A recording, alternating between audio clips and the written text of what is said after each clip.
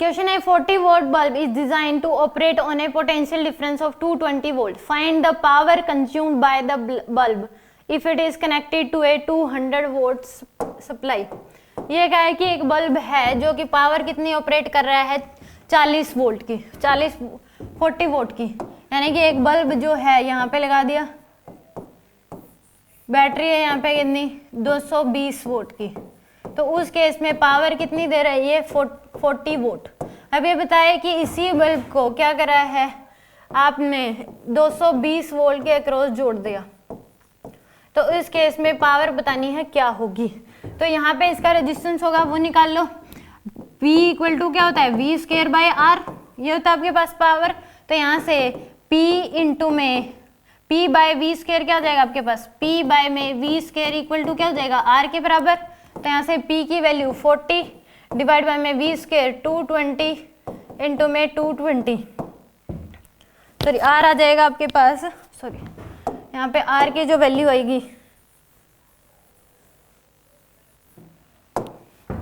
R जो है R की वैल्यू आ जाएगी V स्क्वायर बाय P,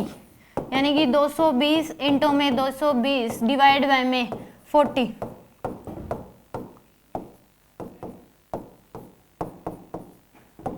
तो आ जाएगा 1210 ओम। इसका रेजिस्टेंस कितना आ जाएगा 1210 ओम। इतना रेजिस्टेंस होगा तो सेम बल्ब है, इसका रेजिस्टेंस भी क्या होगा इतना ही, तो पावर निकाल सकते हैं P इक्वल टू क्या हो जाएगा V स्क्वायर बाय R, यानी कि 200 इंटू में 200 डिवाइड बाय में R की वैल्यू 1210, तो यहाँ से 10 से 10 कैंसिल, तो आ जाएगा आपके पास 4000, 400 डिवाइड बाय में 121, तो P की वैल्यू कितनी आ जाएगी इतनी, 400 डिवाइड बाय में 121 ना रहे आपके पास, सॉरी 4000 डिवाइड बाय में 121 वोल्ट। तो सेकंड ऑप्शन क्या है इसमें करेक्ट होगा। सिंपल ये बता रखा है कि एक बल्ब है जिसको पावर जो है वो 40 वोल्ट दे रखी है, इतनी बैटरी के अक्रॉस जोड़ दिया, अब उसी बल्ब को इतनी बैटरी के अक्रॉस जोड़ दिया तो पावर बताओ क्या होगी। तो पहले रेजिस्टेंस निकाल लो, V स्क्वायर बाय R होता है पावर, तो वहां से सेम वही बल्ब है तो इसका रेजिस्टेंस वही होगा, तो पावर निकल जाएगी V स्क्वायर बाय R से।